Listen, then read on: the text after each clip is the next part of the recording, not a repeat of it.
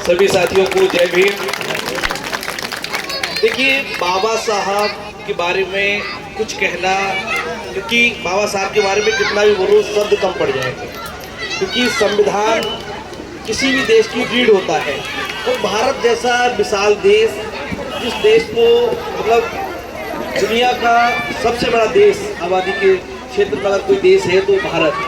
और ऐसे देश के संविधान निर्माता बाबा साहब, सबसे पहले मैं बाबा साहब को आज उनके 134वीं जयंती पर श्रद्धा सुमन अर्पित करता हूँ, सादर नमन करता हूँ।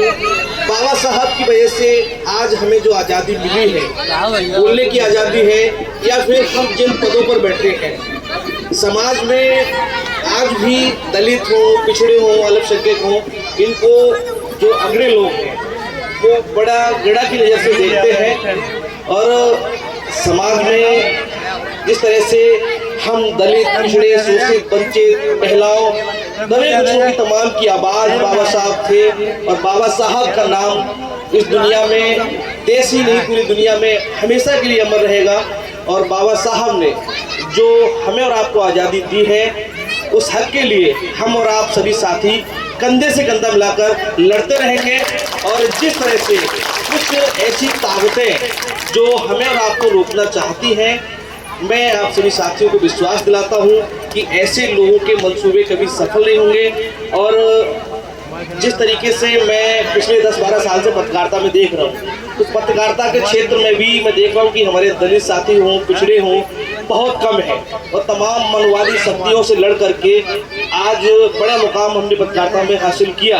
लेकिन फिर भी मैं देखता हूँ कि बदायूं जिले में दलित और पिछड़ों में अगर पत्रकारिता की संख्या गिनी जाए तो बहुत कम है, और उनके लिए भी तमाम मुसीबतों का सामना करना पड़ता है। तो इसके पीछे एक यही वजह है कि पहले से हम देखते आए कि छुआछूत की जो राजनीति लोग करते आए हैं, गाँव में आज भी दलित समाज को, पिछड़े समाज को जो अगड़े लोग हैं वो बड़ी घृणा की नज़र से देखते हैं। तो इन सबको हमें दूर करना है, आपस में मिलजुल कर जो है हम सबको बाबा साहब के पद चिन्हों पर चलना है।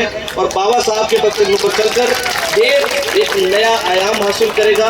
और जिस तरीके से जो फिरका परस्त ताकतें हैं रोकना चाहती हैं, जैसे आगरा में सांसद जी के घर पर पथराव किया गया जो है कुछ अगड़े समाज के लोगों द्वारा, या लखनऊ में हमारे दलित साथियों ने एक बाबा साहब की प्रतिमा स्थापित की थी, बाकायदा उसको अनुमति लेकर स्थापित किया गया था। लेकिन प्रतिमा स्थापित होने के बाद उसको कुछ लोगों ने वहाँ से हटाने के प्रयास किए गए, पुलिस वहाँ गई और तमाम ताकतें जो है वो रोकने का काम करती है। लेकिन जिस तरीके से हम, जो हमारी और आपकी एकजुटता है, तो एकजुटता दिखा रही है कि इनकी जो फिरका परस्त ताकतें हैं वो हमें रोक नहीं पाएंगी। और अगड़े हो, हम पिछड़े, दलित, शोषित, वंचित समाज के लोग हैं, बाबा साहब के पद चिन्हों पर चल करके देश को आगे ले जाने का काम करेंगे। लेकिन उसके लिए हम सबको एकजुट रहना होगा, संगठित होना होगा। और जिस तरीके से मैं नागर क्षेत्र से एक प्रत्याशी के तौर पर आप सभी साथियों के बीच आया हूँ, तो मैं आप सभी साथियों को भरोसा दिलाता हूँ कि मेरे जिला पंचायत क्षेत्र में बाबा साहब का कोई पार्क नहीं है, जिसके लिए हम संघर्ष करेंगे, लड़ेंगे। और कोशिश रहेगी कि अपने क्षेत्र में एक बाबा साहब का बढ़िया सा पार्क जो है वो ऐसी कोशिश करेंगे। और जब संघर्ष करेंगे तो एक ना एक दिन सफलता जरूर हासिल मिलेगी। सभी साथियों के लिए पुनः जय भीम, जय संविधान।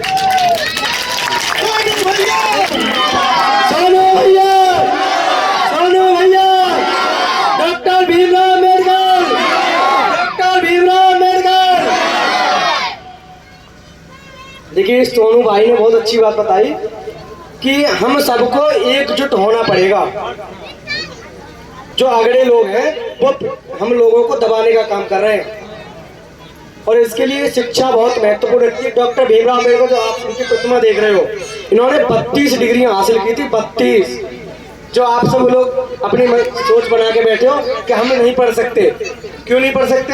डॉक्टर भीमराव अम्बेडकर ने 32 डिग्रियां हासिल की थी, जो अभी तक कोई नहीं कर पाया इतनी डिग्रियां।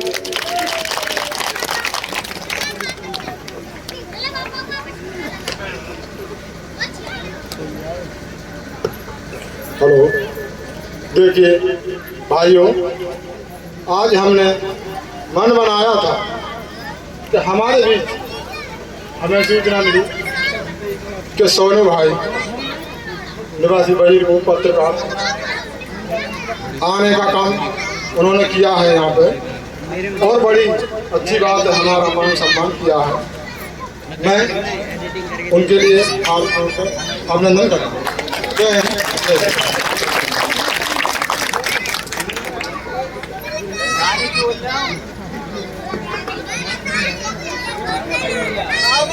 इसी बीच मैं भाई मनोज यादव को बुलाऊंगा जो अपने विचार प्रस्तुत करें आकर के।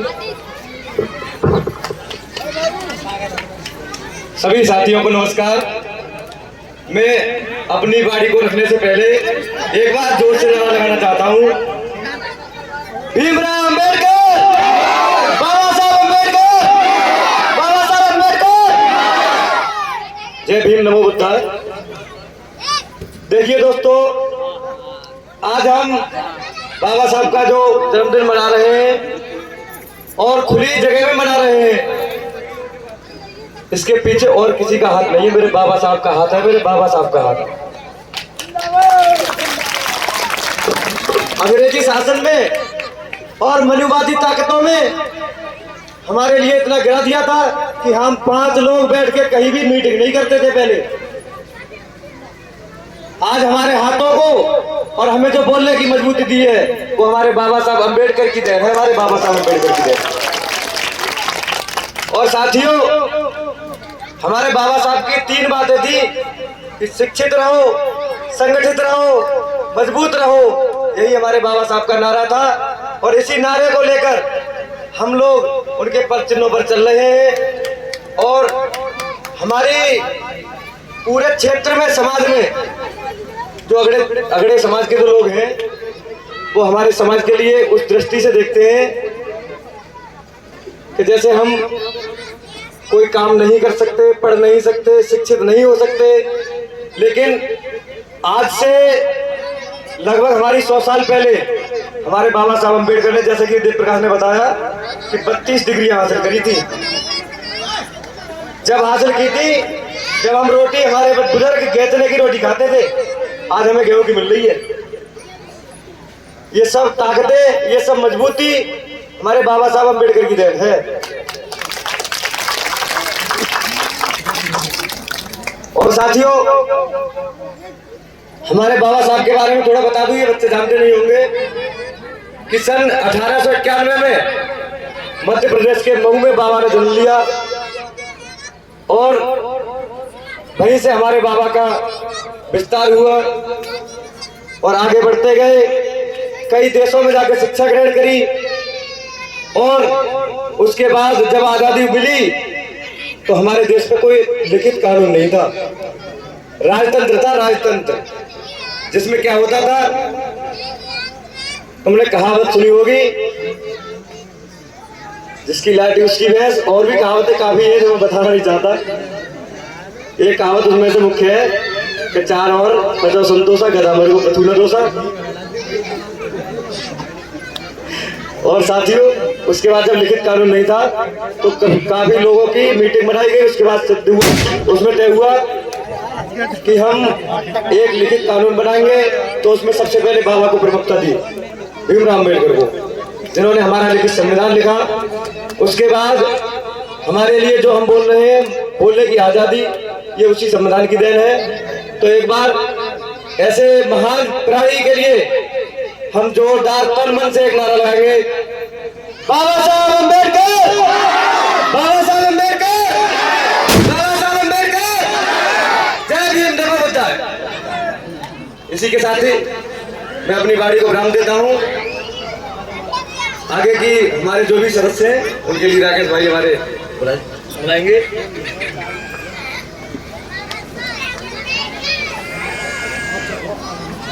हेलो, देखिए,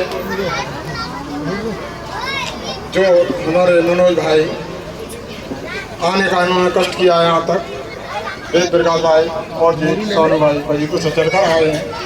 इन्होंने बड़ा ही हमारा सम्मान और मान सम्मान किया है। उनके लिए हम हाथ जोड़कर अभिनंदन ही करते हैं। अच्छा हुआ हमारा प्रोग्राम आकर के उन्होंने प्रोग्राम में उन्होंने शोभा बढ़ाई है। देखिए हम भी एक सोनू भाई से एक बात कहेंगे कि हम भी सोनू भाई आपके साथ हैं, हम बिल्कुल आपके साथ हैं सोनू भाई। जो तुमने आने का कष्ट किया है हम बिल्कुल आपके साथ हैं भाई। और मैं थोड़ी सी बात रखना चाहता हूँ कि देखिए हमारे तुम्हारे यहाँ जिस किसी को दो एक बात चाहूँगा जो भी रखनी हो तो यहाँ पर आ सकते हैं, बोल सकते हैं, इसमें कोई दिक्कत वाली बात नहीं है। तो देखिए थोड़ा थोड़ा मैं भी नहीं जानता था, मैं भी पहली बार ही बोल रहा हूँ माइक में। और मैं जय भीम, जय भीम। हाँ तो मेरे प्यारे मित्रों, हम डॉक्टर भीमराव अंबेडकर के बारे में ही बताने जा रहे हैं, क्योंकि ये 14 अप्रैल के लिए इनका जो जन्मदिन मनाया जाता है, ये इनका जन्म मध्य प्रदेश में सन 1991 ईस्वी में हुआ, उसी को मनाते चले आ रहे हैं, क्योंकि इन्होंने हमारे इस देश में, हमारे भारत में एक संविधान रचा, एक इतिहास रख दिया, जिससे हमारे देश की व्यवस्था, कानून नीचे से ऊपर तक चलने का और बोलने का पूरा अधिकार उन्हीं का है। तब तानाशाही शासन था। 1950 को जो तिरंगा झंडा जो लहराया जाता है वो इसलिए लहराया जाता है क्योंकि सम्मान जो संविधान निर्माता, बोलिए संविधान निर्माता डॉक्टर भीमराव अम्बेडकर, डॉक्टर भीमराव अम्बेडकर। बोलिए जय भीम, जय भारत।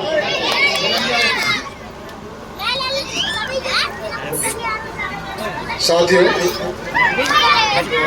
देखियो, आज तक दूसरा कोई शक ना हुआ जो कि 32 डिग्री और ऐसा एक इंसान ने विधान बनाया जो कि अभी तक नाम आया।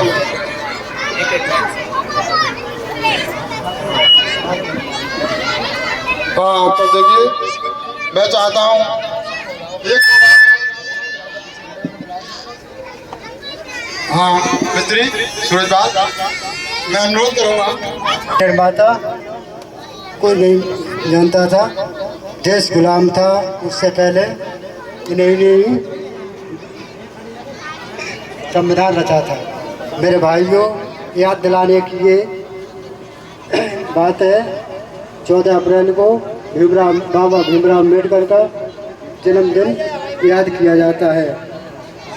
बाबा साहब भीमराव अम्बेडकर की जय, बाबा साहब भीमराव अम्बेडकर की जय। भारत संविधान निर्माता। मैं अपनी बाड़ी को विराम देता हूँ भाई, और छोटे लाल आगे कोई अपनी बाड़ी में रखे।